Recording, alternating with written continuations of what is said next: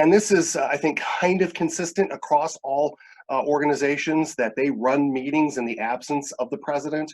When they're not there, that's the person who would typically step in. They serve as an ex officio member of all the standing committees, which means they're not actually on those committees, but they're able to sit in, they're able to participate and be a part of those discussions. Many groups have the vice president oversee recruitment and education. And I found in Greek life that that was the case for a lot of the groups that I was looking at, the bylaws and constitutions. That was something we did here in Georgia when I was a Circle K district administrator. We asked the vice presidents to be in charge of recruitment and education of members. And then you're a part of the board. So help the board to shape the vision for the group, for the organization. What direction are you going to go in? What are the things that you want to do?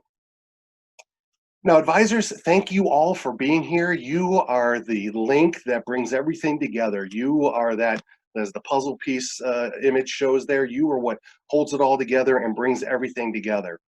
Now, you should attend meetings and events, but don't run them. Now, you might be sitting there thinking, well, I know that. Obviously, it's a student organization. A couple of months ago, I was at a school in New York and doing training for advisors, and I brought this up, and one of the advisors said, I didn't know I wasn't supposed to run the meetings. This is an opportunity for the students to get to learn, to develop their leadership skills in running meetings and running their organization. So you definitely want to step in if they're going down the wrong path, or if maybe their idea of something that they want to do is going to cost a lot of money, but let them run the meetings. This is a great experience for them, because out in the world beyond college, they may be running a homeowners association or a trade association, or even I have pastor friends who they run meetings at their churches. So you want to give them those opportunities. Give ideas and suggestions about programs, projects, the direction of the organization. Sorry, your fill in there is suggestions. That didn't get bolded and underlined. I'm sorry, I missed that one.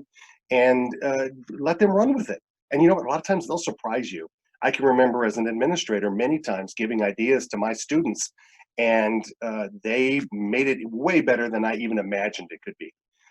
You got to allow the students to make mistakes. This is where they're going to learn. This is how they are going to have experiences and realize how to bounce back from those types of things that maybe don't go the way they want them to do. I like to say this is the time to make mistakes when the stakes aren't that high.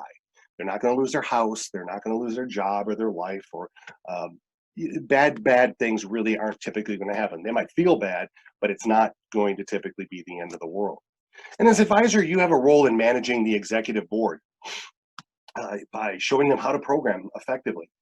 Many of you who are advisors have probably been there more than 1 year. I know some of you are new, but you are the historical glue to what's happened before, and you can offer ideas and help to the students so that they can do the best types of programs and things that'll be meaningful to them. You get to be a cheerleader and encourage everyone to be involved, even the wallflowers. I'm standing here in front of you today because I had an advisor who nudged me and encouraged me to take on a leadership role when I was a Key Club member in high school. And it changed my entire life. And so you can have a big difference in the lives of your students. You got a question for me? Somebody's a part of an institution that has made the decision to move to virtual classes in the fall. Considering organizational structure and operations, would you suggest doing a complete overhaul of our bylaws, or should we look at creating an addendum to our current bylaws identifying procedures for virtual meetings? Great question. And it sounds like that was in the chat, so you may have seen this. The school is going to go fully virtual for the fall. Does that mean you have to totally revise your bylaws now in order to work in a virtual realm? No, I would suggest you could add an addendum that would allow you to do things. Your constitution and bylaws are your procedures, and roles will be spelled out, but how you function can be done through something maybe called standing rules or policies. So you could do an addendum like that that would allow you to meet virtually, have virtual activities, things like that. So that's a great question. Don't go through that whole process, because hopefully this is a short time thing, short relatively meaning a few months, maybe no more than a year, hopefully, and that we should be able to be back on campuses. And so you don't want to have to go through that process again later to reinstate your formal documents. Great question. Okay. Now, again, moving on with running meetings and parliamentary procedure basics, what can members do? You can make motions. I move that we have a leadership webinar on Wednesday, May 20th at 2 p.m. That would be a motion. And then somebody seconds it. What does a second mean? It means at least one other person wants to talk about the topic that you've brought up. Now, here's the thing, and a lot of people don't realize this. You don't have to be in favor of the motion. You just got to want to talk about it. So even if you're against it and you want to get it out on the floor, you are welcome to second it. There's nothing that obligates you to be in favor of that. But by the same token, if you don't want to talk about it, don't second it. Somebody comes up with some wacky motion and you don't want to consider it, don't, even if they're like, come on, guys, second it. No, you don't want to talk about that, don't do it. Then you debate things, and debate means you discuss them. I think we should have the webinar on Tuesday instead. I think we should have it at nighttime because we have classes during the day and students have to work and they're helping their kids with their online classes and their homework, that type of thing. So there's a lot of things that you can do there in debate. Now, here's the thing I want you to understand. Disagreement is okay. It's okay to disagree with somebody on something. As a student senator, I did that a lot. Disagreed with things or would talk openly about things where I didn't think we should take a position or that we should move in a certain direction, or maybe I felt strongly about something and not everybody else did. One example that I'll share was when I was in school, Congress was considering the creation of the Martin Luther King Day holiday. And our student senate was going to take a vote on a resolution to endorse the creation of that holiday and make that the official position of our student government. Today, you'd say, oh, I bet that was a slam dunk. Back then, it wasn't.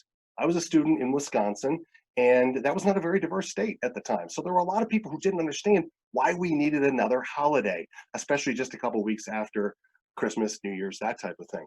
So it was not a slam dunk. And so I advocated for it, worked a lot with our Multicultural Education Center, and we did endorse that. And then we sent copies of that resolution to our governor, to our congressional delegation, to the White House, endorsing that. So it's okay to disagree.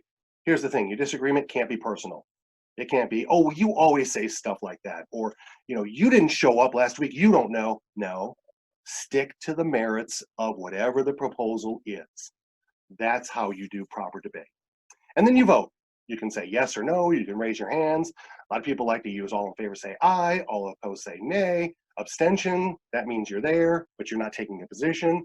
Or as you can see, I put yes, no, meh, whatever you want to do. What is an abstention?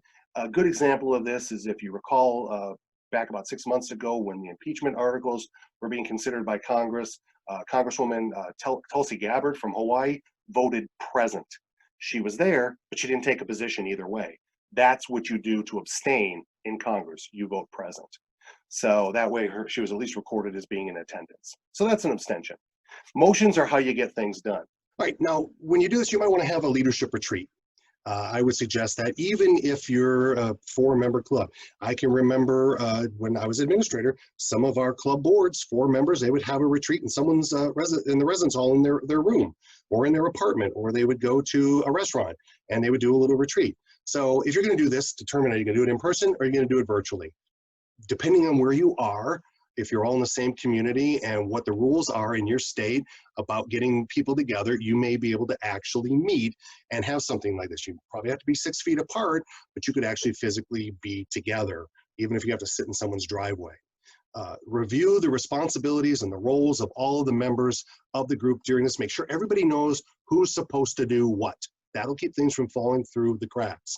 Have a goal setting session for the organization. What are your priorities for the organization for the year? What are they for the executive board? And what are they for you? What are they for each individual member?